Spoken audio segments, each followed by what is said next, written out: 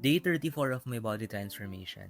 Wala pa ding hinto yung ulan. Pagkaubos ng kape ko, pumasok na ako ng grocery. Bumili ako ng chicken breast, egg, tinapay, and veggies. Then bumili na din ako ng apple. Minarinate ko na agad yung chicken and pinortion yung mga veggies. After na to, nag-sandwich lang ako, then nag-ready na for gym. Grabe pa din yung ulan, di na nakakatuwa. Back and biceps ang workout natin for the day. Isolated lateral row ang una sa list. This targets our upper back. Next nito is single lateral row. Halos same lang pero one hand tapos mas closer yung grip. Then next is lat pull down. This gives us a V-shaped look, which is wala pa ako. Next is reverse pec flies. This targets the rear delts, yung likod ng shoulders. After na to, face pull naman. Same muscles lang ang tinatamaan nito, pero mas relaxed to sa shoulders. Next is dumbbell curls. Isa to sa mga pinakasikat na workouts ever. Pampakapal siya ng braso. Then last is hammer curls. Ito naman, para magmukhang mahaba yung braso. After na to, punching bag lang saglit, tapos stretching na. Knee to chest, spinal twist, figure 4, single toe touch, downward dog, cobra stretch, and child's pose. Then, handstand after. After mag-gym, kumain na agad ako ng chicken, egg, and veggies. Ang sarap talaga kumain kapag alam mong healthy yung kinakain mo. For dessert, nag-slice na lang ako ng apple. Hindi yata ako magsasawa dito ever. Nakapag-workout tayo, nakakain ng maayos, and nairaos na naman natin ng isang araw. Tuloy-tuloy lang tayo sa journey natin. Yan na muna ngayon. Bukas ulit.